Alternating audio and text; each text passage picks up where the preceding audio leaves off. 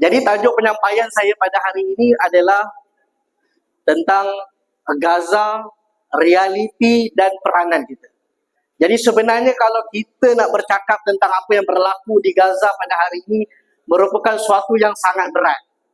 Kalau kita lihat, kita tonton gambar-gambar dan video-video yang keluar daripada Gaza, sangat menyayat dan mengoyak hati kita.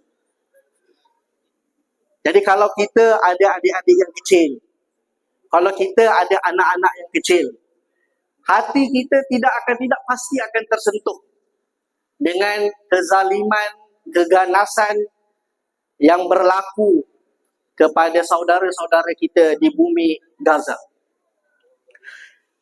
Baik, next. Okey, jadi saya akan berikan sedikit flow perkongsian saya pada hari ini. Saya akan bermula dengan sedikit kisah peribadi tentang Gaza.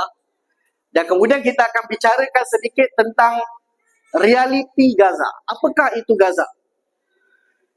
Dan kemudian kita akan tengok beberapa testimoni di lapangan. Dan kita akan belajar daripada keteguhan rakyat Gaza. Dan kalau sempat kita akan melihat ibrah sejarah. Apa yang pernah berlaku dalam sejarah sebagai suatu bentuk peringatan dan persiapan yang boleh kita lakukan untuk menghadapi masa hadapan di Baitul Maqdis dan Masjidil Aqsa. Dan yang last kali kita akan berbincang tentang peranan dan tanggungjawab kita. Baik, next. Okey.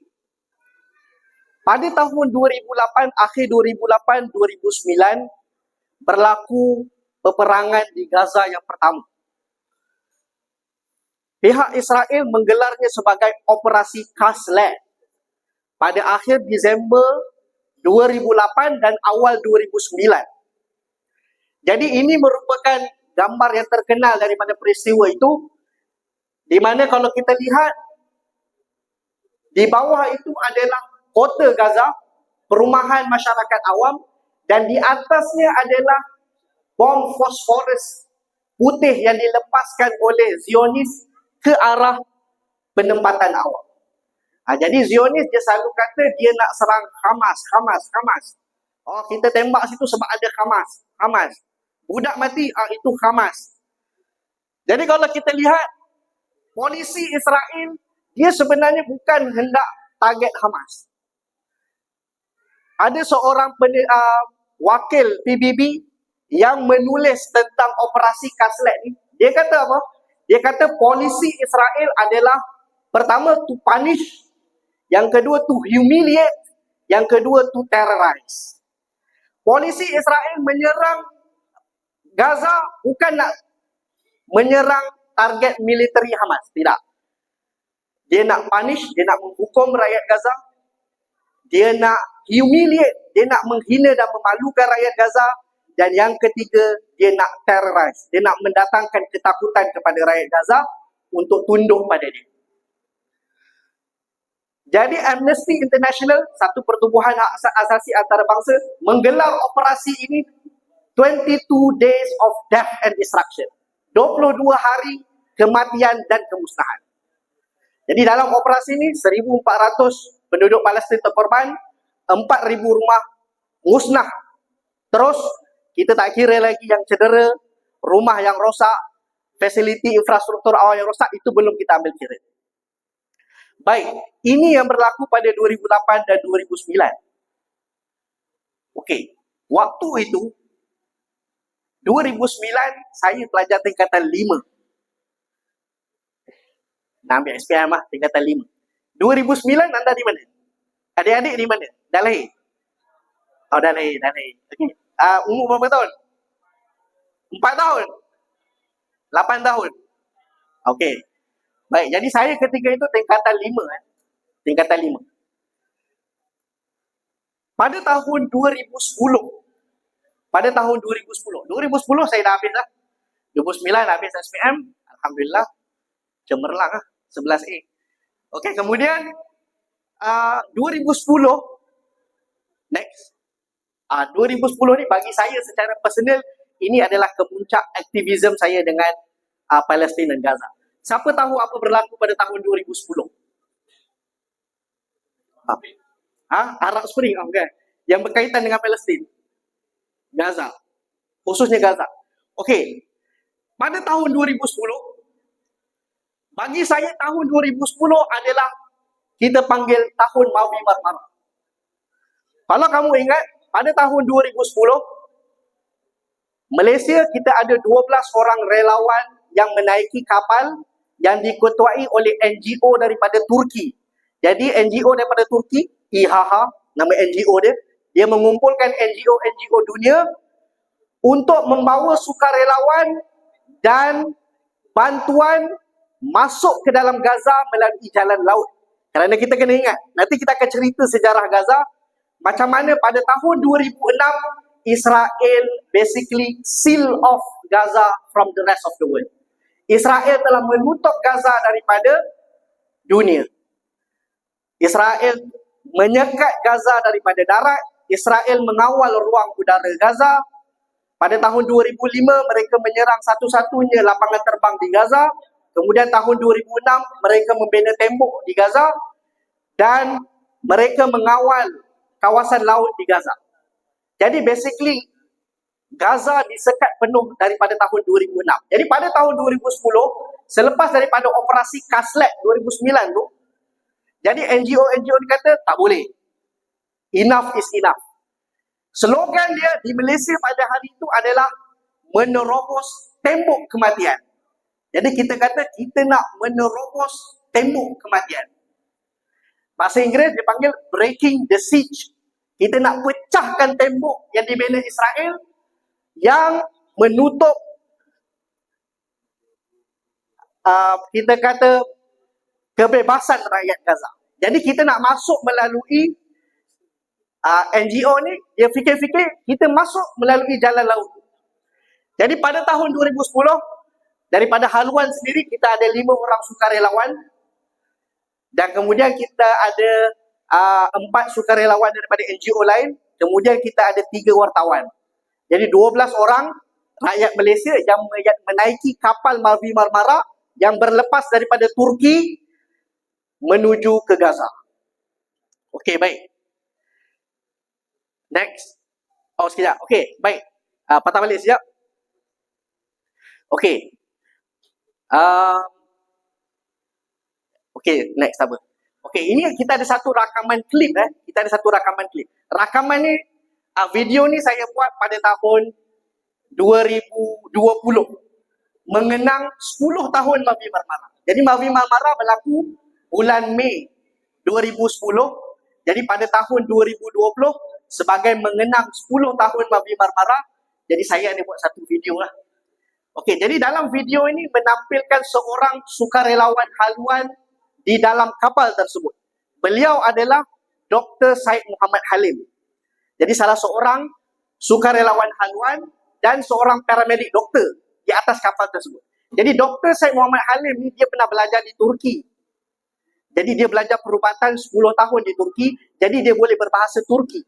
Jadi majoriti yang naik kapal Mavi Marmara itu adalah rakyat Turki. Sebab NGO utama ni NGO Turki. Jadi dia ditugaskan sebagai salah seorang paramedik kerana dia juga boleh bercakap Turki di dalam kapal tersebut. Jadi ini adalah sedutan beliau di atas kapal Mavi Marmara. Okey. Cerita habis lagi. Apa yang berlaku dekat kapal Mavi Marmara ni? Pada tanggal 31 Mei 2010 pada waktu subuh. Ketika itu mereka tersedang solat subuh, Israel mula melepaskan tembakan ke arah kapal dan komando mereka menaiki kapal dan akhirnya 9 orang daripada Turki syahid di atas kapal, mati kena tembak. Ada sebahagian yang tembak di kepala, ada sebahagian yang ditembak di dada daripada kapal helikopter Apache Israel, dan seorang lagi syahid di hospital di Turki. Maksudnya in total 10 orang syahid daripada Turki pada malam tersebut. Jadi ini ada sedutan klip, mungkin kena play.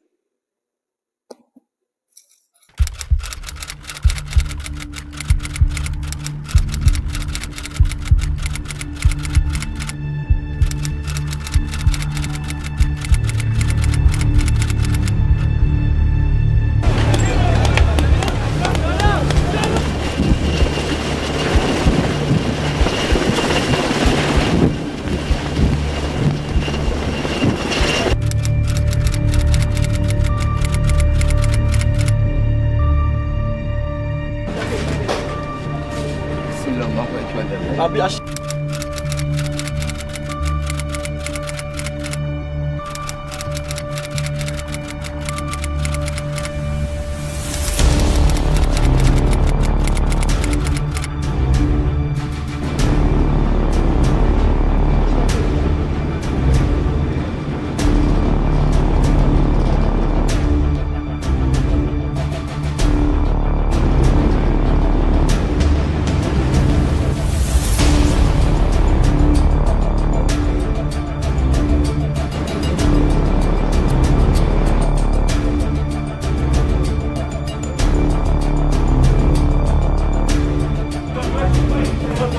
Brothers, take some of this. Some of this for. Give me the onion. No, give me the onion. Give me the onion. Give me the onion. Give me the onion. Give me the onion. Oh, Abi.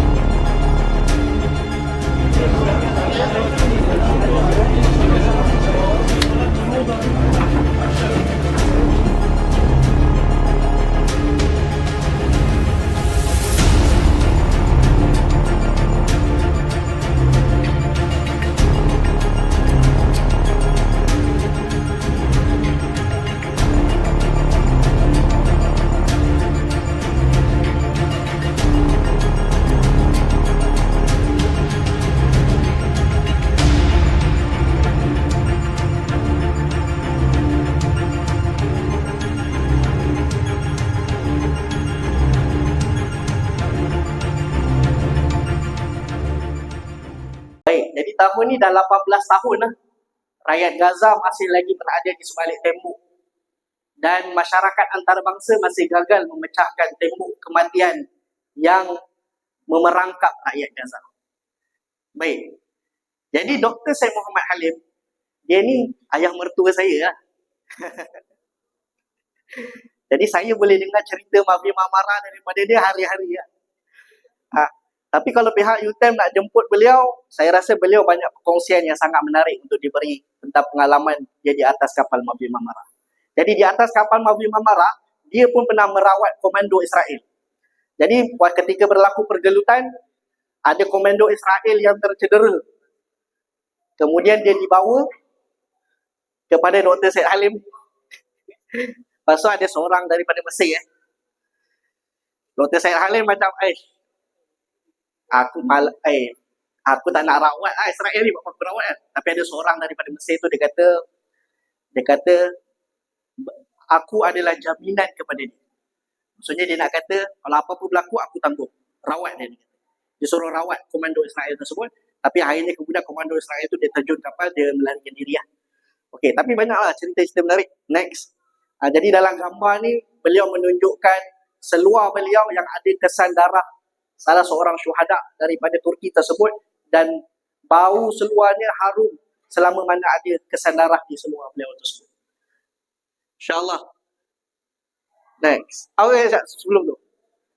Okey, baik. Jadi saya rasa kalau sebahagian besar sukarelawan haluan yang datang pada kita hari ini, saya rasa generasi Mabi Mamara lah. Tuan Syakirin pun terlibat secara langsung suatu peristiwa Mabi Mamara. Tapi saya secara peribadi, kita kata orang bawah aja. Okey, tapi saya nak cerita sebelum Mabi Mamara, sebelum nak pergi Mabi Mamara, jadi kita buat kempen dekat Malaysia. Kita buat kempen sebab satu, kita setiap NGO ni dia kena bagi certain amount lah untuk beli bantuan. Jadi dalam kapal tu kita bawa 10,000 tan bantuan. Jadi kita buat kempen. Jadi kemuncak kempen di Malaysia tu, kita ada buat satu konsert amal di Stadium Melawati Shah Alam. Okey, kita buat satu konsert amal. Jadi saya ni yang terlibat lah. Bagi flyer dekat pasar malam. Cik datang. Tapi saya ada satu pengalaman. Jadi pada satu hari tu, kita buat kempen di, time tu dia panggil Pasar Karat Shah Alam. Dia macam pasar siang lah. Jadi aktiviti kita pada hari tu adalah, nama dia Freeze for Gaza. Flash mob. Siapa tahu flash mob? Kamu tahu flash mob? Flash mob ni, zaman kita orang tu, time tu tengah viral lah. Jadi semua orang nak buat flash mob. Jadi basically, kita ada sukarelawan, kita berpecah dekat dalam kawasan pasar tersebut. Kemudian pada jam sekian-sekian, semua orang akan freeze. Semua orang akan membekukan dirinya sambil memegang plekat-plekat bantuan Save Gaza dan sebagainya.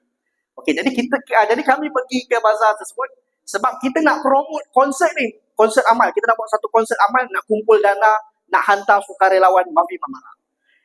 Jadi ketika saya tengah bagi flyer, saya bagi flyer dekat seorang pakcik ni. Kemudian pakcik ni kata apa kat saya tau? Saya dah tu baru lepas SPM. Budak baru habis SPM. Saya tu tengah semangat lah. Baru habis SPM, tak ada buat apa kan. Tengah tunggu bulan 6 baru dapat kemasukan. Tunggu nak masuk universiti. Mafi Mamara bulan Mei Mafi Mamara. Jadi saya bagi flyer kat seorang pakcik ni. Lepas tu pakcik tu buat muka tak nak lah. Lepas tu pakcik ni kata, ini semua sia-sia, dia kata. Sia-sia. Dia kata, maksud kita, kenapa pakcik? Pakcik ni hidup lagi lama daripada kamu, dia kata. Daripada zaman pakcik kecil sampai sekarang tak pernah selesai benda ni. Dia kata kat saya. Tapi saya tentu darah muda. Tapi kita pun cakap lah, tak boleh pakcik, kita kena lakukan walaupun sedikit usaha kita dinilai di sisi Allah. Macam lah kita cakap kan. Tapi maksudnya nak kata betapa panjangnya isu ini, konflik ini. Betapa panjangnya ia. Dan kita seharusnya berfikir kenapa sampai sekarang kita masih belum dapat menyelesaikan masalah. Okey, next. Okey, baik. Kita nak sebut sikit tentang Gaza. Bila kita sebut tentang Gaza, kena ada something yang timbul dalam fikiran kamu. Okey, Gaza. Gaza mengalami sekatan brutal sejak tahun 2006. Sekarang 2024, maksudnya sudah berlangsung hampir 18 tahun. Apa maksud sekatan brutal? Maksudnya, kalau tidak ada benda yang boleh masuk ataupun keluar daripada Gaza. Kalau kamu lahir di Gaza pada tahun 2006, tahun ni kamu 18 tahun. Dan hampir pasti kamu tidak akan pernah keluar daripada Gaza.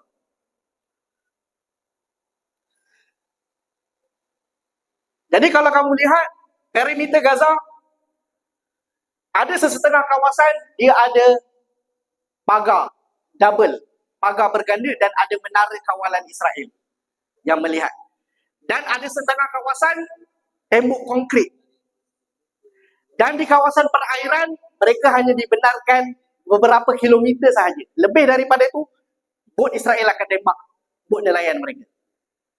Ruang udara, Gaza tidak ada airport. Tahun 2005, Israel serang airport dia. Jadi tak ada option ruang udara untuk Gaza.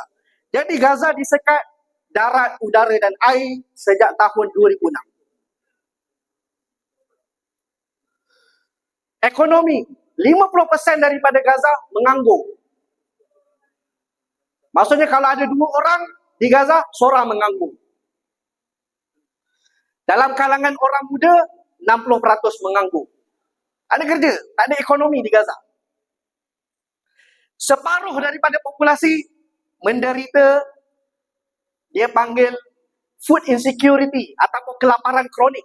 Maksudnya bagi mereka ini, ada hari yang akan berlalu dengan mereka berasa lapar. Macam kita rasa, tak ada hari lah yang laparnya ada makanan. Tapi mereka pasti akan ada hari-hari dalam hidup mereka, mereka berlapar. 50% penduduk mereka hidup dalam keadaan tersebut. Next. Okey. Gaza. Gaza adalah salah sebuah tempat yang padat penduduk dia. Kepadatan penduduk di Gaza sama dengan kota besar seperti London, dan Tokyo. Sangat padat. Ni kita ambil peta Melaka. Saya orang Selangor. Okey, di Melaka kita ada 3 daerah. Kita ada daerah Alor Gajah, Jasin dan Melaka Tengah. Jadi UTM kat Melaka Tengah. Melaka Tengah kira city lah, bandar. Paling padat di Melaka Tengah. Keluasan Gaza dengan Melaka Tengah lebih kurang. Gaza lebih kurang 360 km persegi.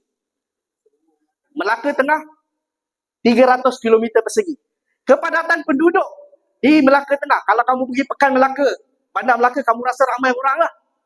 2,000 orang per kilometer persegi. Di Gaza, 3 kali ganda daripada itu. 6,000 manusia per kilometer persegi. Dan kamu kena ingat, mereka hidup dalam kurungan. Jarak Gaza, siapa pelari maraton? Ada pelari maraton. Berapa kilometer maraton? 41 point plus kilometer 42 kilometer lah. Jarak Gaza adalah jarak maraton. Panjang dia, 42 kilometers. Dan kelebarannya average 10 kilometer. So Gaza is a tiny place, tapi penduduk dia sangat padat. Next. Okay. Dan lagi satu kamu kena faham. 70% penduduk di Gaza adalah pelarian ataupun keturunan pelarian. Kamu tahu tak pelarian apa pelarian? Pelarian maksudnya kamu dihalau daripada rumah kamu. Kamu hidup di tempat lain menumpang. Sebab tu kalau kamu tengok contohnya pemimpin-pemimpin Hamas, Ismail Haniyah, dia lahir di kamp pelarian Ash-Shati di Gaza. Yahya Sinwar lahir di kamp pelarian Khan Yunis di Gaza. Jadi mereka adalah pelarian ataupun keturunan pelarian. 70% penduduk Gaza. Sebab sewaktu Israel menubuhkan negara dia, ketika peristiwa Nakbah, Israel menghalau lebih kurang 800,000 penduduk Palestin. 1/3 daripada yang dihalau tu tinggal di Gaza. Dan Gaza penduduk dia 2.1 million, 2.1 juta. Dan separuh daripada itu adalah kanak-kanak. Maksudnya 18 tahun ke bawah. Half. Maksudnya 1.05 juta penduduk di Gaza adalah kanak-kanak. Okay. Simpan fakta tu dalam minda kita. Next. Okay. Dan selang beberapa tahun, Israel akan melancarkan siri-siri serangan-serangan ganas ke atas Gaza. Kamu ingat semua fakta-fakta tadi Dari segi kepadatan penduduk dia, separuh adalah kanak-kanak, hidup dalam kemiskinan, dikurung selama 18 tahun, dan setiap beberapa tahun Israel akan datang dan menyerang Gaza, melakukan pembunuhan dan kehancuran pada Gaza. Tahun 2008-2009 operasi Kaslet, 1,400 korban. Pada tahun 2012 operasi Pillar of Defense, 170 korban. Pada tahun 2014 2,300 korban. Pada tahun 2021 hampir 300 korban. Itu baru korban belum kira kemusnahan lagi. Jadi kadang-kadang kita berfikir kenapa Israel dia kadang-kadang dia serang. Kadang-kadang dia serang. Dia selalu kata sebab Hamas tembak roket. Dia tak betul. Itu dia ada mitos mitos bahawa orang Palestin ni merupakan dia agresor. Mereka lah orang yang memulakan sesuatu. Nanti kalau saya boleh kongsi, ada satu buku yang menjawab segala mitos ni. Semua peperangan ni, semua bermula disebabkan oleh tindakan Zionis. Okey, pakar strategi militer dia ada satu doktrin dia panggil mowing the grass. Dia kata kita tak boleh biarkan rumput ni terlampau panjang di Gaza. Selang beberapa tahun kita kena datang dan doktrinnya adalah we need to mow the grass. Kita perlu datang dan tebas rumput. Tebas. Bukan sampai mati, tapi tebas bagi pendek. Bagi dia tunduk, bagi dia tak kacau kita. Selang berapa tahun kita akan datang, kita akan mow the grass. Ini adalah doktrin militer dia. You can Google it. Google it. Mowing the grass. Ini satu doktrin militer Israel. Okey. Next. Okay, ini pemuka-pemuka, ini bukan kita yang cakap. Bekas Perdana Menteri Britain, dia pernah kata apa? Gaza is an open air prison. Ni Baruch Kimelik, dia seorang ahli sosiologi Israel terkemuka. Dia kata Gaza is the largest concentration camp ever. Camp tahanan terbesar di dunia. Dan Giora Island, jadi bekas Ketua Majlis Keselamatan Israel, bekas Major General dalam IDF, dia kata apa? Gaza, a huge concentration camp. Sebuah camp tahanan yang besar. Concentration camp, camp tahanan ni, dia ada satu maksud tertentu untuk bangsa Yahudi. Kalau kamu ingat, bangsa Yahudi sewaktu pemerintahan Nazi Germany, dia kumpulkan Yahudi duduk di dalam camp-camp tahanan. Jadi itulah ibaratnya Gaza. Mereka dikumpulkan dalam satu camp tahanan, dikurung. Okay, next. Jadi, bila anda mendengar perkataan Gaza, ini yang anda kena tahu. Sekatan penuh darat dan udara dan air selama 18 tahun, kepadatan penduduk yang tinggi, 50% penduduk adalah kanak-kanak, 70% penduduk adalah pelarian ataupun keturunan pelarian. Selang beberapa tahun, Israel akan melancarkan serangan dan kemusnahan di Gaza, mowing the grass, kadar kemiskinan 64%, pengangguran 50%, seperti penjara yang besar atau kamp tahanan, concentration camp. Jadi setiap kali kita dengar bahawa Israel mengebom Gaza, kita tahu bahawa dia target is not Hamas. Sasaran mereka bukan Hamas. Sasaran mereka adalah kanak-kanak di Palestin. They know very well, 50% of the population adalah kanak-kanak.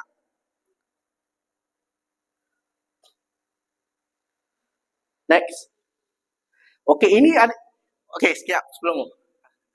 Okey, yang kita cerita ni sebelum 7 Oktober 2023 Maksudnya sebelum apa yang berlaku di sini. Kalau kita nak cerita tentang apa yang sedang berlaku di Gaza pada hari ini, on any metrics, daripada skala apa pun, tak akan dapat menandingi apa yang sedang berlaku sekarang. Terlampau dahsyat. Statistik terkini, 44,708 yang mati, termasuk 17,000 kanak-kanak, 11,000 masih hilang, cedera 100,000, 650. So ini cedera ni. Hilang kaki, hilang tangan, cedera. Tetapi banyak badan dunia kata bahawa data ni adalah underestimation. Salah satu jurnal perubatan yang terkenal di UK, The Lancet, dia kata bahawa selepas perang berakhir, at least kadar kematian adalah 118,000. Berdasarkan estimation yang dibuat oleh jurnal Lancet daripada UK. Sebab sekarang dalam yang masih di bawah timbunan tu masih tak dapat apa diorang gali guna cangkul runtuhan bangunan. Bila nak jumpa? Jadi ini apa yang berlaku di Gaza pada hari ini. Ingat exam nak dekat 9. Okey, teruskan. Okey, baik. Testimoni lapangan. Jadi sebenarnya setiap daripada kita ada peranan yang sangat besar untuk kita expose, kita menceritakan jenayah Zionis ini kepada dunia, kepada kawan-kawan kita, kepada masyarakat. Kerana salah satu tim sukarelawan yang dibenarkan masuk Gaza adalah medics. Adalah pegawai-pegawai perubatan. Jadi dia ada volunteers daripada UK, volunteers daripada Canada, kita ada volunteers daripada Malaysia, ada volunteers daripada Indonesia. Dan kebanyakan mereka bila balik, mereka ditemu ramah. Kalau kamu pergi kat YouTube, kamu cari temu ramah doktor-doktor yang baru balik daripada Gaza. Kalau kamu tak menangis, tak tahu. Kamu tonton temu ramah semua doktor yang balik daripada Gaza. Tak ada seorang pun. Cerita dia memang dahsyat. Okey, sebelum tu. Tak apa. Okey, ini adalah, kamu boleh, ini kita dah sari katakan lah. Tapi kamu nak tengok temu ramah lanjut dia boleh tengok kat YouTube. Tengok sampai habis. Very recommended. Tengok temu ramah ni sampai habis. Jadi ini adalah temu ramah bersama dengan seorang jurubedah ortopedik daripada Amerika.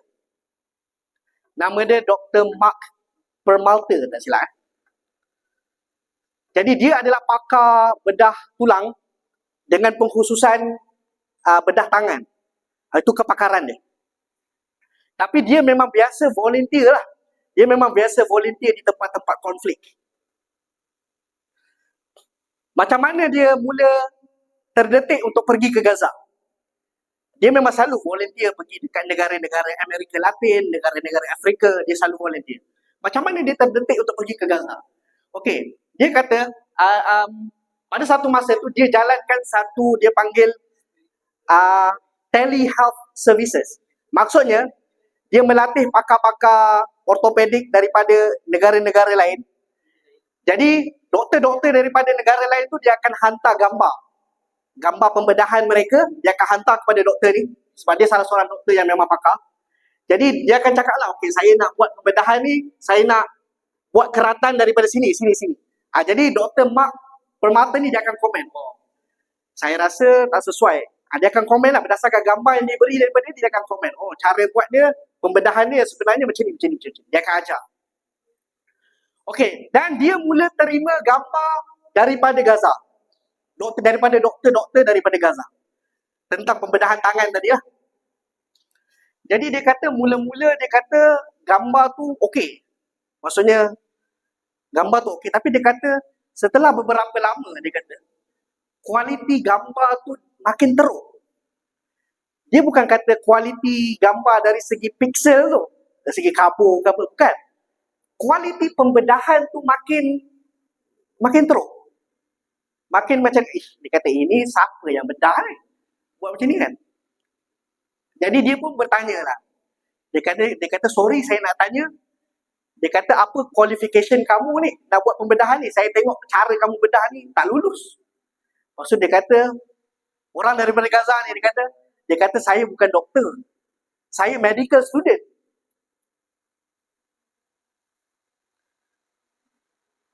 Dan dia kata, mana doktor-doktor pakar kamu?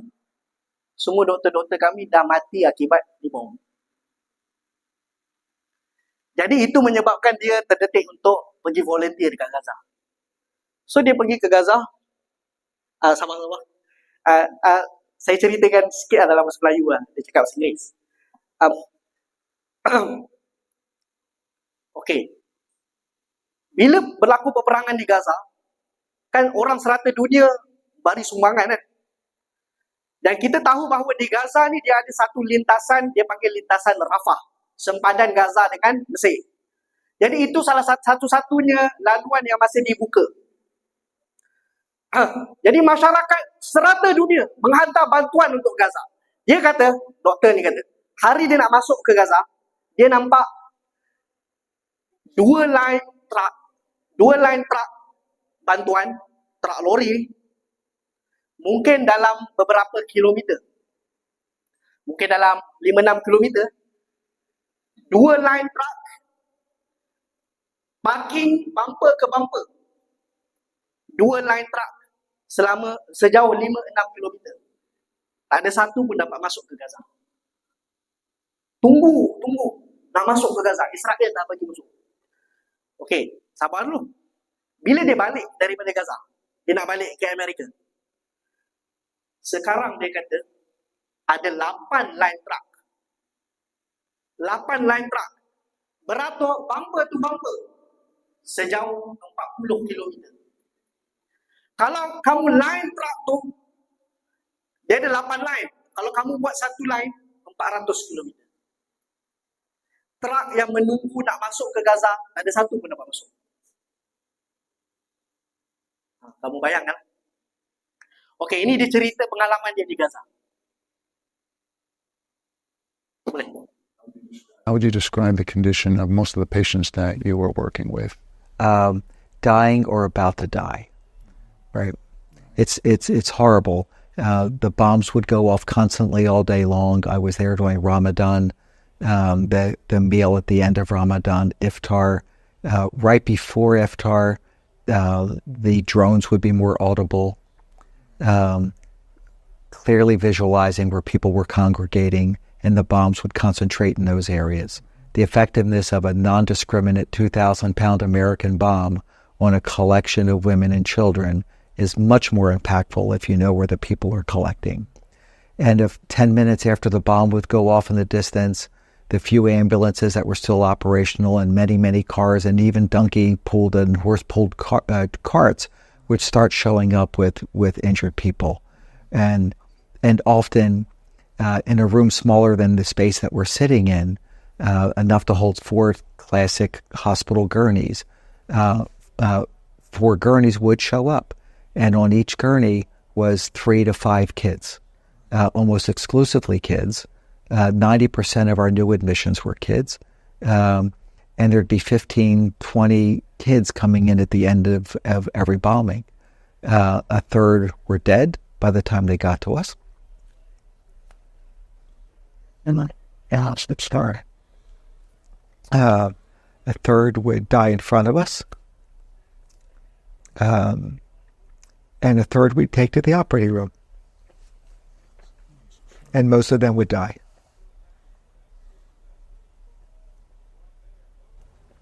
I mean, you shared already. Baik, jadi beliau bertugas di European Hospital di Gaza. Dia kata dia treat almost exclusively on children. Dia kata. Dan pesakit dia 1/3 mati sebelum sampai hospital, 1/3 akan mati depan dia, 1/3 akan dibawa kepada bilik pembedahan, dan kebanyakan mereka akhirnya akan mati. So, itulah realiti di Gaza. Kemudian dia ada satu cerita lagi. Okay. Orang yang temu ramah ni dia tanya. Sebab majoriti doktor yang balik daripada Gaza, mereka kata bahawa Zionis Israel, dia memang deliberately, dengan sengaja menyasarkan kanak-kanak. Jadi dia penemu ramah ni tanya, macam mana kamu yakin Israel, sebab Israel dia cerita the most moral army in the world. Tentera yang paling bermoral di dunia. Itu slogan dia. Jadi macam mana kamu tahu bahawa Israel memang sengaja menyasarkan kanak-kanak? Ini cerita dia. There's not a doc that's been there that probably can't testify that they didn't see kids shot in the head.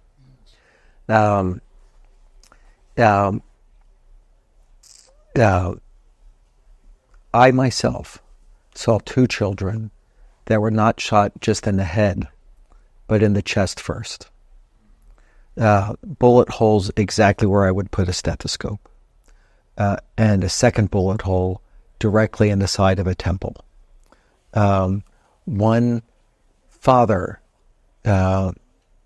whose photograph of is I look at every night,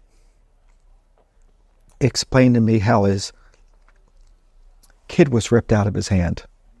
And he went looking for him on the ground and couldn't find him. 10 meters away, he found his kid and looked at him while he got shot the second time. But his father thought that was the first time. When he came to us, he had no organs. When I rolled him over, he had no organs. A classic high-velocity bullet wound is a small entrance hole the size of the bullet, and the exit wall wound is capacious. An American football was the size of the hole in the kid's back. Everything between his shoulder blades and every organ in his chest was missing, including his spine. When I rolled him over, my hand fell into his chest, feeling his rib cage, and then when I rolled him back, the dressing fell off his head, and I saw his brains coming out of the other side. This kid was 6 years old. Next to him was another kid at the same time, who likewise had a hole directly in the center of his chest, went right in front of his ear and came out of his neck. No kid, and I've said this on many outlets, but it's the truth and it stands. No kid gets shot twice by mistake by a sniper. It doesn't happen by mistake. They were deliberately targeted. And that's not beyond a war crime. That's targeted assassinations and it helps me formulate my opinion of what's really occurring in Gaza. I mean, Okey. Baik. Jadi dia kata tak mungkin tersilap lah. Kalau sniper boleh tembak budak 2 kali, dia kata tak mungkin sniper tu tersilap. Dia mesti deliberate, dia mesti sengaja. Okey. Okey, baik. Next. Okey. Jadi itu adalah serba sikit realiti di Gaza. Jadi saya memang sarankan kalau kita balik, kalau kita ada masa, kita tontonlah temu ramah doktor-doktor yang baru balik daripada Gaza untuk kita jadikan bekal melihat dan merasai dan menjiwai setiap inci daripada isu di Gaza. Tapi Masya Allah, kita lihat keteguhan rakyat-rakyat di Gaza. Tentu rakyat Gaza adalah manusia. Mereka mahu perang ni berakhir. Sudah pasti mereka mahu perang ni berakhir. Tetapi kalau kamu lihat video-video yang keluar daripada Gaza, at least yang saya tengok video hari-hari daripada Telegram dan sebagainya, tidak ada satu pun melainkan mereka redha dengan apa yang Allah beri pada mereka. I can challenge you, saya boleh cabar kamu. Kalau kamu dapat satu video yang menunjukkan rakyat Gaza, dia tak redha dengan apa yang berlaku. Saya personally, saya at least ada puluhan video yang saya boleh jadikan bukti keteguhan rakyat Gaza. Menghadapi ujian maha dahsyat.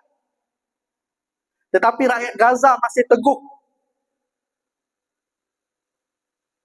Bertahan. Kerana apa? Itu yang kita kena tanya. Kenapa rakyat Gaza dia boleh berdiri teguh sehingga ke hari ini? Apakah misi? Apakah yang menjadi wawasan dan cita-cita mereka? Apa yang menjadi wawasan dan cita-cita dalam hati mereka? Allah. Terlampau bersemangat.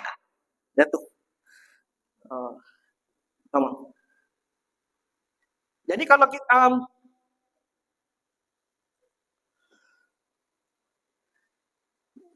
jadi kita ada satu video.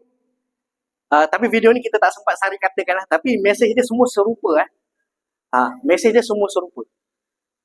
Bagaimana kita lihat rakyat Gaza, sekejap. Macam mana kita lihat rakyat Gaza, dia meratapi kehilangan mereka. Ada yang kehilangan rumah yang telah mereka bina puluhan tahun, yang mereka kumpul duit puluhan tahun nak bina rumah. Sekelip mata rumah hancur. Ada yang kehilangan anak, ada yang kehilangan suami, kehilangan isteri, kehilangan ibu, kehilangan ayah. Tapi mari kita lihat apa yang terbit daripada mulut mereka. Jadi yang pertama ni adalah seorang ibu. Dia sedang meratapi rumahnya yang hancur. Dia dan keluarga mengumpul duit bertahun-tahun untuk membina rumah idaman mereka. Dan sekelip mata rumahnya hancur dibom Israel. Nanti kita dengar aja dulu.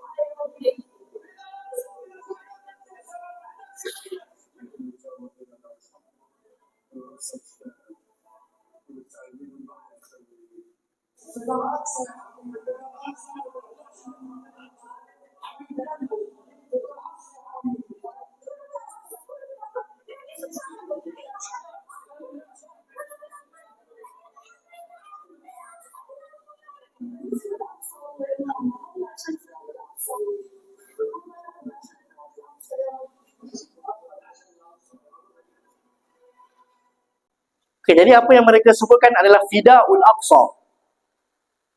Jadi boleh kita terjemahkan sebagai demi Al-Aqsa.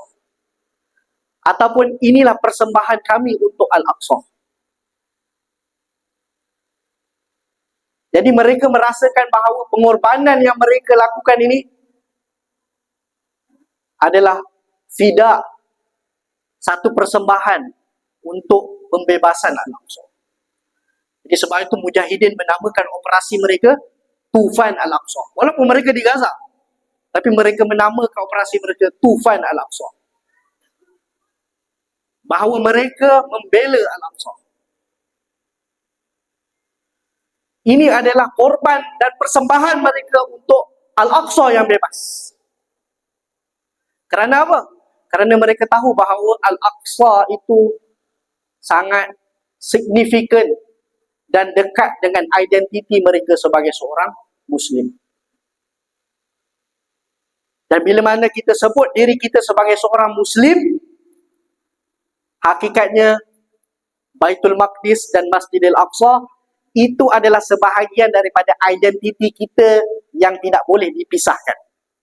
Sebab tu almarhum Dr. Yusuf Qaradawi dalam satu khutbah dia yang terkenal, dia kata apa?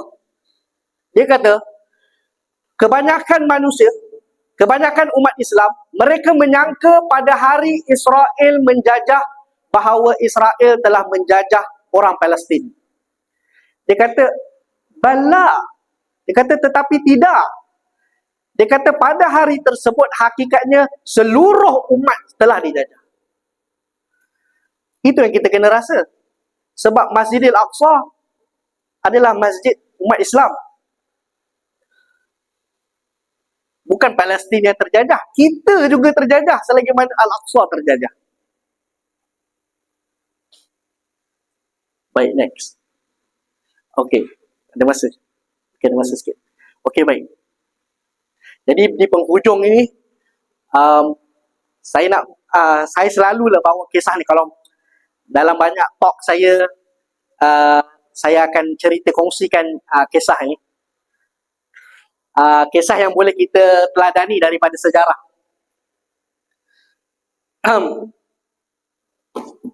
Iaitu kisah tentang mimbar Nuruddin Az-Zanki. Okey, baik. Sebelum tu, asalnya saya fikir tau. Saya fikir nak buat macam kuis. Kalau jawab dapat hadiah. Tapi on the way tak sempat beli hadiah. Jadi siapa jawab, dapat balik. Okey lah. Fida Al-Aqsa. Okey. Selepas Rasulullah sallallahu alaihi wasallam diutus menjadi rasul,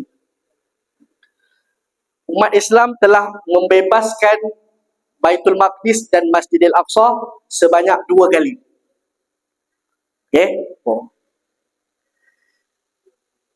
Yang pertama oleh siapa? Di waktu pemerintahan siapa? Siapa boleh jawab? Angkat tangan. Silakan. Cakap terus. Hampir sahaja tapi tidak tepat. Yang pertama. Silakan. Umar Al-Khattab, tepat sekali. InsyaAllah. Semoga Allah memurniakan pahala. InsyaAllah. Dan yang kedua, Salahuddin Al-Ayyubi. Jadi sewaktu Rasulullah SAW hidup, Baitul Maqdis dan Masjidil Aqsa belum terbebas. Dan Rasulullah sendiri tahu yang Baitul Maqdis tidak akan terbebas pada ketika dia masih hidup. Tetapi Rasulullah SAW tahu dan Rasulullah SAW telah membuat persediaan untuk pembebasan Masjidil Aqsa. Kerana ada dalam satu hadis ketika perang Tabuk ni perang terakhir Rasulullah pada tahun ke-9 Hijrah. Seorang sahabat datang kepada Rasul. Kemudian Nabi kata pada sahabat ni, nama dia Auf bin Malik, dia kata, wahai Auf, kira 5 perkara. 5 tersilap 5 Yang pertama Rasulullah kata, mauti. Aku akan mati. Kemudian Rasulullah kata, yang kedua, Fathu Baitul Maqdis. Pembebasan Baitul Maqdis. Maksudnya Rasulullah tahu dia akan wafat dulu, kemudian baru Baitul Maqdis akan dibebaskan. Dan betul, Baitul Maqdis akhirnya dibebaskan pada zaman Sayyidina Umar Al-Khattab pada tahun ke-16 Hijrah. Kemudian pada tahun 1099, Baitul Maqdis dan Masjidil Aqsa telah jatuh sekali lagi ke dalam penguasaan tentera salib, The Crusaders. Sehinggalah 88 tahun kemudian, pada tahun 1187, Salahuddin Al-Ayyubi membebaskan kembali Baitul Maqdis dan Masjidil Aqsa. Okey. Nuruddin Az-Zanki, dia sebelum Salahuddin Al-Ayyubi. In fact, Salahuddin Al-Ayyubi adalah merupakan salah seorang panglima Nuruddin Az-Zanki. Nuruddin Az-Zanki, dia nak sangat membebaskan Baitul Maqdis dan Masjidil Aqsa. Dia nak sangat jadi orang yang membuka dan mendapatkan kembali Masjidil Aqsa daripada tangan tentera salib. Dia nak sangat jadi orang tersebut. Okey. Dan kita akan cerita dan dia membina satu mimbar. Okey. Balik. Pada itu mimbar dia. Ada satu lah gambar. Saya print guna duit sendiri, tak besar sangat. Itu nanti dia boleh tengok gambar mimbar tu. Sangat cantik. Okey, next. Okey, jadi mimbar ni dia terletak di Musalla Al-Qibli. Di dalam musalla yang kubah warna kelabu. Jadi Musalla Qibli ni dia yang menghadap kiblat lah, paling dekat dengan kiblat. Jadi kiblat ke sini. Jadi musalla ni yang paling dekat dengan kiblat. Jadi kita panggil Musalla Qibli. Jadi di musalla tu, di ruang mihrab dia tu ada mimbar Nuruddin. Dulu. Kenapa kita kata dulu? Sekarang dah tak ada ke? Nanti cerita. Next. Jadi seorang sejarawan besar Islam pada zaman tersebut, nama dia Al-Maqrizi, dia mengatakan bahawa dia dah travel seluruh dunia Islam. Dia kata tidak ada hasil seni yang paling cantik bagi dia melainkan mimbar Nuruddin Az-Zanki. Okey, majestic, sangat besar, sangat cantik, ukiran tangan. Dibina tanpa sebatang paku, menggunakan kaedah tanggaman kayu. Diperbuat daripada kayu yang terbaik. Dia ada 4 orang arkitek yang buat dia. Dan mengambil masa 6 tahun untuk dibina. Next. Okey, ni kita cerita next cerita. Kita cerita sikit tentang Nuruddin. Next, apa? Okey. Jadi, seperti mana yang kita cerita tadi, Nuruddin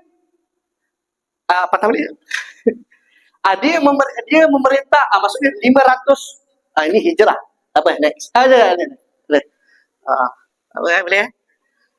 Okey, dia meninggal 1174 Masihi. Maksudnya 1187 baru Salahuddin membebaskan Masjidil Aqsa. Maksudnya dia mati sebelum lah. Okey, next. Okey, jadi Nuruddin Az-Zanki seperti kita cerita, dia nak sangat membebaskan Masjidil Aqsa. Jadi, sebelum Masjidil Aqsa bebas, dia dah bina satu mimbar untuk Masjidil Aqsa. Itu nampakkan keazaman dia. Masjidil Aqsa belum bebas lagi, tapi dia dah bina satu mimbar untuk Masjidil Aqsa. Dan ianya dibina di Halab, di Syam, Syria sekarang isu Syria. Pembinaan mimbar ini mengambil masa 6 tahun, bermula pada tahun 1169 Masihi dan siap pada tahun 1174 Masihi. Nuruddin meninggal dunia sebelum mimbar ini siap dan terbebasnya Baitul Maqdis. Pembinaan mimbar ini telah disempurnakan oleh anak beliau As-Saleh. Okey, baik. Next. Okey. Jadi mimbar dibuat pada tahun 1169, 1174 siap dan Nuruddin meninggal dunia. 6 tahun dia ambil masa untuk menyiapkan mimbar yang Nuruddin bercita-cita untuk letak dalam Masjidil Aqsa. Tapi dia meninggal sebelum cita-citanya terjadi. Dan akhirnya 12 tahun kemudian Salahuddin Al-Ayyubi akhirnya membebaskan Masjidil Aqsa. Dan Salahuddin dia perintahkan bawa mimbar tu kan pada ketika itu diletak di dalam masjid di Halab, di Aleppo. Jadi Salahuddin kata, bawa mimbar Nuruddin daripada Halab pergi ke Masjidil Aqsa. Sebab dia tahu Nuruddin bina mimbar ni untuk Masjidil Aqsa. Jarak hampir 650 km. Bawa daripada Syria ke Masjidil Aqsa. Okey. Okey, jadi kejayaan Salahuddin Al-Ayyubi bermula daripada usaha yang dijalankan oleh Nuruddin Az-Zanki. Kata seorang sejarawan besar Islam, Abu Syamah Al-Maqdisi, telah berlakunya takdir, rahmat dan kurnia yang telah beliau terima dari Allah telah melimpah ruah pula kepada umat Islam selepas kewafatannya dan ditutup oleh penaklukan Baitul Maqdis oleh Salahuddin. Mimbar itu telah tinggal di tempatnya di Masjid Besar Halab di Syria sehinggalah pada hari ini apabila Salahuddin memerintahkan supaya dipenuhi sumpah janji Nuruddin dan Salahuddin telah membawa mimbar itu ke destinasi asalnya di Baitul Maqdis. Okay, next. Kenapa kita cerita dulu? Sebab mimbar tu sudah tidak ada sekarang. Pada 28 Ogos 1969 berlaku peristiwa kebakaran di Masjidil Aqsa. Seorang ekstremis Kristian Zionis kelahiran Australia bernama Dennis Michael Rohan telah membakar Masjidil Aqsa. Okey, kita kena faham Zionis ni tak semestinya Yahudi. In fact, Kristian Zionis lebih Zionis daripada Yahudi. Itu hakikatnya. Kerana Kristian Zionis Kristian, mereka pada fahaman mereka kata diorang menunggu turunnya Nabi Isa. Diorang tunggu Nabi Isa. Tapi dia kata nak Nabi Isa nak turun, dia kena Yahudi semua berkumpul di Baitul Maqdis. Yahudi kena berkumpul dulu, baru Nabi Isa akan turun. Jadi Kristian Zionis dia seronok lah kalau Yahudi pergi kat Palestin. Sebab dia orang tengah tunggu Nabi Isa nak turun. Dan mereka kata bahawa bila Yahudi membina kuil di atas Masjidil Aqsa, Nabi Isa akan turun.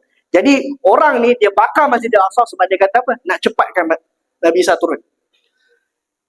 Dan mimbar Nuruddin hancur terbakar. Next. Ini gambar di dalam Masjidil Aqsa pada tahun tu. Saya belum lahir. Kalau kita lihat, tidak ada lagi mimbar Nuruddin. Mimbar kayu habis terbakar. Memang dia siram petrol di mimbar tersebut. So kamu, kita tak dapat melihatlah mimbar tersebut. Tidak ada lagi. Next. Okey, ada satu kata-kata yang dinisbahkan kepada Golda Meir, Perdana Menteri Israel pada ketika itu. Dia kata apa? Aku tak mampu tidur di hari ketika Al-Aqsa terbakar. Aku mengira bahawa hari itu Israel akan musnah. Namun ketika aku bangun, keesokan pagi, aku sedar ternyata umat Islam sedang tidur penuh lelap. Okey. Ini kata-kata yang dinisbahkan kepada Golda Meir. Tapi saya ni orang akademik juga. Saya cari juga betul ke sumber ni. Saya tak jumpa sumber yang sahih lah kata dia ucapkan benda tu. Tetapi pada pendapat saya maksudnya betul. Next. Ini adalah kepingan-kepingan kayu yang tinggal daripada pintu mihrab Nuruddin Az-Zanki yang dibakar. Kadang-kadang orang panggil mimbar tu mimbar Salahuddin sebab Salahuddin yang bawa. Tapi sebenarnya mimbar tu Nuruddin yang bina. Jadi orang kadang-kadang panggil mimbar Salahuddin. Tapi sebenarnya Nuruddin yang bina mimbar tersebut. Jadi tu ada gambar dia. Jadi kalau kamu tengok ukiran kayu tu, dia ada ukiran nama arkitek. Jadi arkitek itu dia tinggalkan sign dia dekat mimbar tersebut. Okay, next. Jadi ada, tapi sekarang kalau kamu pergi ke Masjidil Aqsa, dia dah ada mimbar baru lah. Dia panggil model mimbar yang dibina oleh penyelidik daripada Jordan. Jadi mereka spend masa 14 tahun nak bina replika model serupa dengan mimbar yang lama. Tapi kamu rasa hasil seni dia sama? Tak sama. Tapi dia telah dibina semula, ambil masa 14 tahun. Jadi yang ada sekarang ni adalah replika ataupun model mimbar, bukan mimbar yang asal. Okay, next.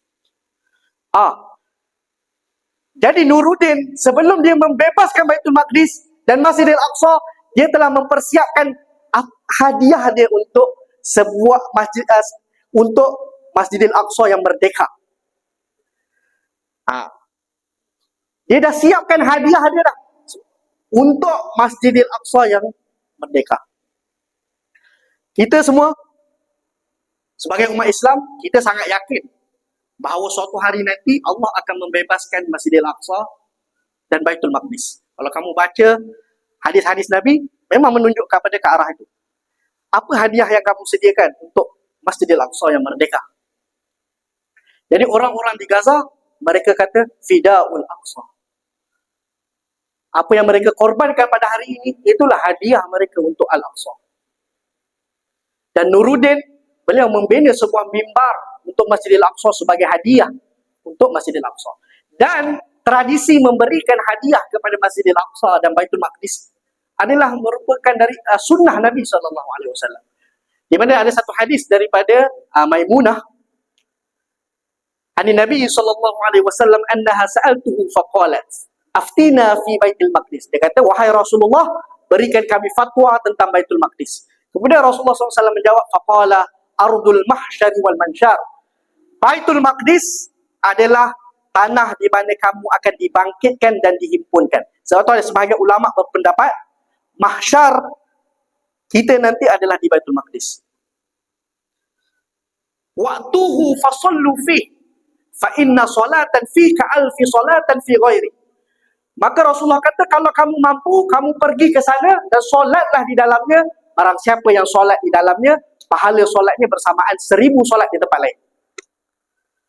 Qalat ara'aita in lam astati' an atahammal alaih. Kemudian Maimunah berkata, macam mana kiranya kalau kita tak mampu nak ke sana? Maka Rasulullah berkata, qala faltuhdi lahu. Maka kirimkanlah hadiah kepadanya. Zaitan yusraju fih faman fa'ala zalika fahuwa kaman atah. Kirimkan hadiah kepadanya berupa minyak-minyak zaitun yang akan menerangi lampu-lampu di sana. Barang siapa melakukan hal tersebut, maka sesungguhnya dia telah pergi dan solat di sana. Jadi kalau kamu mengirimkan hadiah untuk Baitul Maqdis, kamu akan mendapat pahala seolah-olah kamu pergi dan solat di sana. Apakah hadiah yang kita sediakan untuk Baitul Maqdis? Apa yang kita prepare? Next. Jadi apa yang kita pelajari hari ini? Baitul Maqdis dan Masjidil Aqsa menjadi tumpuan jihad umat Islam zaman berzaman. Yang kedua, kita perlu mempersiapkan hadiah dan sumbangan kita untuk Baitul Maqdis yang merdeka.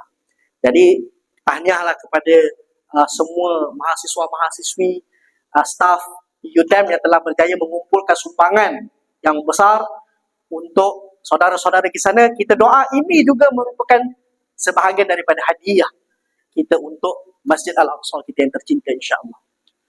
Okey. Okey, apa ni? Peranan dan tanggungjawab kita. Okey, ni slide last lah. Slide terakhir. Okey. Baik. Jadi, saya di sini juga selain daripada mewakili haluan Malaysia, saya juga mewakili satu akademi yang kita panggil Akademi Baitul Maqdis. Akademi Baitul Maqdis. Akademi Baitul Maqdis ni adalah usaha sama antara haluan dan Kolej Teknologi Darul Naim Cawangan Kuala Lumpur. Jadi dia ada satu akademi. Jadi fungsi akademi ini adalah untuk train, melatih trainers, orang dan speakers dan mereka-mereka yang faham tentang isu ini dan boleh menyebarkan isu ini dengan kefahaman yang betul kepada masyarakat. Jadi saya adalah salah seorang alumni lah program Akademi Baitul Maqdis, dan setelah 7 Oktober berlaku, kita punya pengurusi akademi, dia kata sebab saya dah di sebelah saya tu, itu gambar saya lah. Di sebelah saya tu adalah Profesor Abdul Fattah Al-Uwaisi. Beliau seorang profesor dalam bidang international relation. Beliau mengkaji isu Baitul Maqdis selama 30 tahun. Setelah beliau bersara, beliau buat training secara percuma di seluruh dunia Islam untuk train. Dia buat kajian akademik selama 30 tahun. Dia mengkaji tentang sejarah Baitul Maqdis, tentang geografi Baitul Maqdis, politik Baitul Maqdis, tentang ilmu sosiologi Baitul Maqdis. Jadi dia ada modul-modul latihan yang saya telah lalui dan kita berhasrat untuk mengembangkan program ini. Jadi saya adalah alumni program tersebut. Bila 7 Oktober berlaku, serangan di Gaza berlaku, jadi pengurusi kata, siapa yang nak menjadi duta? Dia kata. Targetnya adalah 10 ceramah dalam setahun, kena buat 10 ceramah dalam setahun dengan audiens 1,000 atau lebih. Jadi saya sangat gembira hadir ke sini. Saya dapat penuhilah KPI saya. Tapi KPI percuma lah, tak ada dapat hadiah ke apa. Tapi atas dasar tanggungjawab kita, jadi ada lebih kurang 20 orang daripada kami sahut cabaran jadi duta. Jadi ini adalah talk ke-9 saya di UTM. Saya perlu satu lagi talk untuk saya capai KPI saya, insyaAllah.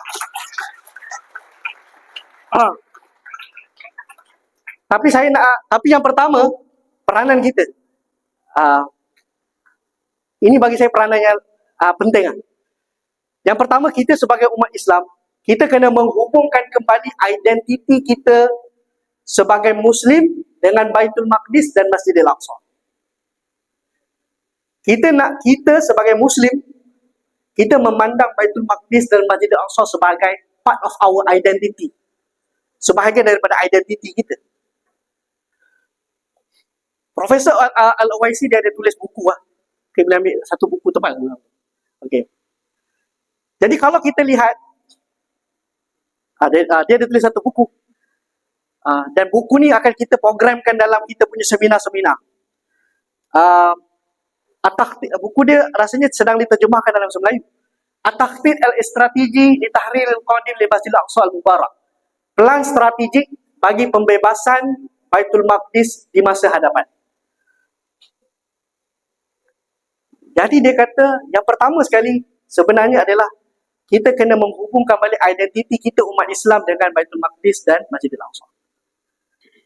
Kamu buka Quran, kamu buka hadis, kamu akan dapati terlalu banyak ayat Quran, terlalu banyak hadis Nabi SAW yang menceritakan tentang hubungan kita dengan Masjidil Aqsa dan Baitul Maqdis. 1/3 daripada ayat Al-Quran di peringkat Makiyah, 1/3 daripada ayat Al-Quran Makiyah bercerita atau berlatar belakangkan Masjidil Aqsa. Kalau kamu baca surah Maryam, di mana berlaku? Di Masjidil Aqsa. Kamu baca surah Al-Anbiya, kamu baca suratul Isra, kamu baca suratul Kahf, kamu baca kisah-kisah Nabi Musa dalam Quran, semuanya bercerita tentang tanah Baitul Maqdis. Dan tahukah kamu antara peristiwa besar di dalam kehidupan Rasulullah SAW adalah peristiwa Isra dan Mi'raj, betul? Antara peristiwa yang besar dalam kehidupan Nabi SAW.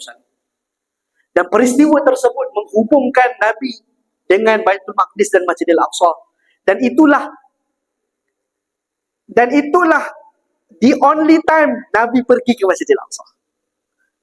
Otherwise Nabi tak pernah sampai ke Masjidil Aqsa, kecuali dalam Isra dan Mi'raj. Di dalam Al-Quran ada surah yang menceritakan tentang Isra dan Mi'raj. Surah apa? Surah Al-Isra. Surah Al-Isra 11 muka surat. Separuh juzuk. Ada hafiz Al-Quran di sini. Jangan malu, kita kena bangga bagi seorang penghafal Al-Quran. Mungkin ada yang malu sikit. Jadi surah Al-Isra ada 11 muka surat. Separuh juzuk. Banyak surah yang panjang. Antara surah yang terpanjang. Sayyidatina Aisyah radhiyallahu anha, isteri Nabi yang melihat Nabi setiap hari di rumah baginda sallallahu alaihi wasallam.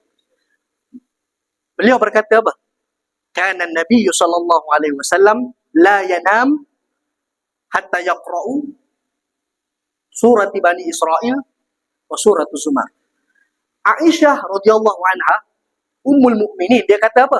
Rasulullah dia tidak akan tidur sebelum dia membaca surah Al-Isra. Hadis sahih.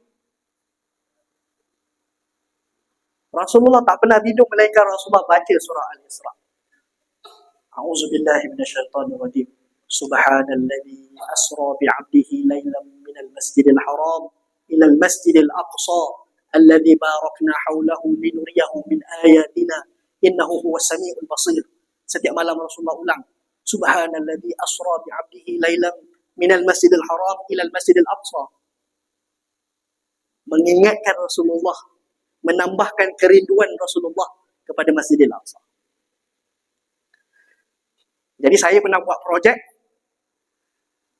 menghafal surah Al-Isra.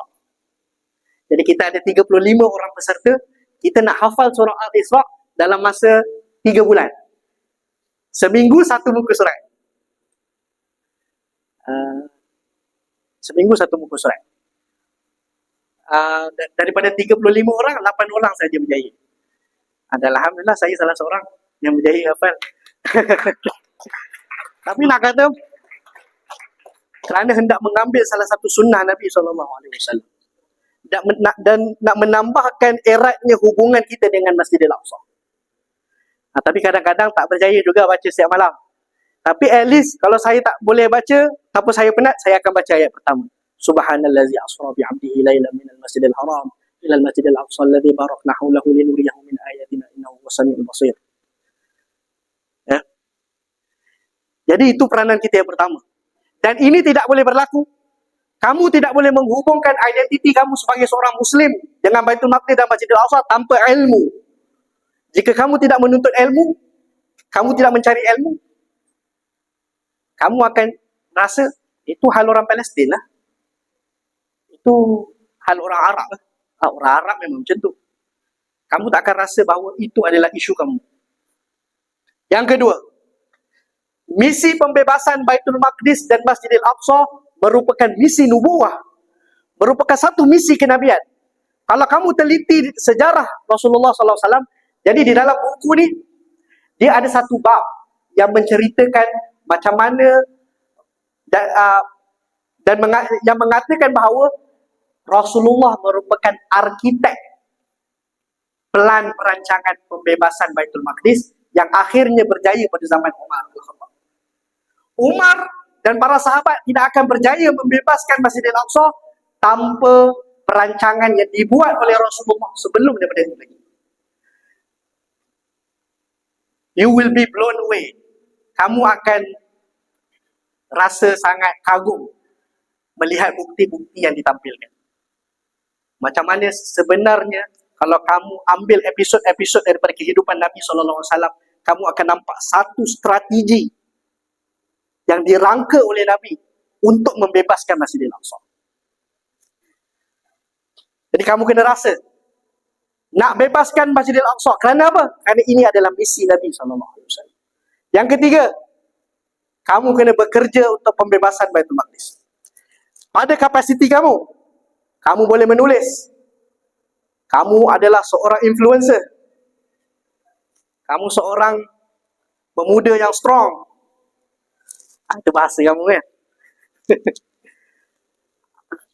Di atas kapasiti yang kamu ada, kamu kena bekerja untuk pembebasan Baitul Maqdis. Kamu tak boleh anggap, saya dah kumpul sumbangan, saya dah bagi ke orang Palestin, pandailah orang Palestin, bebaskan Masjidil Aqsa. Kamu kena rasa bahawa kamu adalah sebahagian daripada ejen pembebasan Baitul Maqdis. Yang keempat, dan kamu kena yakin bahawa pembebasan itu adalah buah daripada sebuah persiapan. Dia tak akan terbebas macam tu je. Tunggu ada hadis Nabi kata akan terbebas. Tunggu, tak ada. Dia mesti ada persiapan. Kamu kena buat persiapan. Kamu kena bersiap daripada sekarang. Dan persiapan yang paling utama adalah persiapan ilmu pengetahuan. Profesor Abdul Fattah Al-Waisi dia kata ada 3 strategi Rasulullah yang utama. Yang pertama, persiapan ilmu pengetahuan. Ini fasa paling lama. Mempersiapkan ilmu pengetahuan tentang Baitul Maqdis dan Masjidil Aqsa. Yang kedua, persiapan politik. Dan yang ketiga, persiapan ketenteraan. The most important is persiapan ilmu pengetahuan. Dan yang kelima, kena sentiasa belajar dan memperdalamkan ilmu tentang isu ini. Jadi waktu lepas SPM, waktu saya cerita kisah dari awal tadi, lepas SPM semangat-semangat pergi demo sana sini untuk Palestin. Bila saya ke universiti, saya baca banyak buku tentang Palestin. Walaupun saya belajar biologi saya belajar biologi. Tapi setiap hari baca buku tentang Palestin. Banyak buku dah baca. Jadi itulah saya rasa antara peranan yang kita perlu ada. Mengumpul sumbangan penting. Sangat penting. Tetapi mempersiapkan diri kita dengan ilmu pengetahuan yang betul, insya-Allah sumbangan itu akan datang dengan sendiri, insya-Allah. Jadi last kali, jadi inilah Akademi Baitul Maqdis, dia ada channel Telegram. Channel Telegram dia sekarang hambara, dia tak mantap sangat lagi. Jadi saya kata dekat admin bagi rancak sikit. Tapi insya-Allah, jadi kalau siapa yang berminat boleh join grup Telegram Akademi Baitul Maqdis. Dan insya-Allah kalau ada seminar, kalau ada mungkin seminar-seminar online, kita akan iklankan dan anda boleh sertai. Dan insya-Allah biasanya setiap tahun dia akan ada satu seminar yang panjang. Kalau UTM boleh hantar student leaders untuk hadiri seminar tu, kadang-kadang 3 hari, 4 hari, 5 hari, saya rasa sangat bagus. Untuk kita meningkatkan lebih ramai trainers yang boleh berbicara dan bercakap dan memperjuangkan isu ini, insya-Allah. Baik, saya rasa itu sahaja daripada saya. Saya mohon maaf. Sebenarnya 2 hari yang lepas saya demam. Hari Isnin half day. Hari Selasa MC. Tapi UTM dah book awal. Saya bersalah lah kalau nak ganti orang lain. Alhamdulillah Allah izin Selasa malam tu makan Panadol. Pukul 12 malam rasa segar. Buat slide sampai pukul 3 pagi tidur. Dan Alhamdulillah dapat bersama dengan anda semua. Dan sekali lagi saya ucapkan tahniah kepada mahasiswa dan mahasiswi, walaupun nak exam dapat meluangkan masa untuk bersama dengan kita. Dan tentunya kepada seluruh pentadbiran UTM, khususnya Prof. Madya, Ustaz daripada Pusat Islam yang menguruskan program ini, bagi saya sangat cantik lah. Saya pun kagum juga, pentas cantik dan sebagainya. Masya Allah. Tahniah kepada pihak UTM yang mengadakan sesi ini, dan insyaAllah ada rezeki kita akan berjumpa lagi. Wabillahi taufiq wal hidayah. Assalamualaikum warahmatullahi wabarakatuh.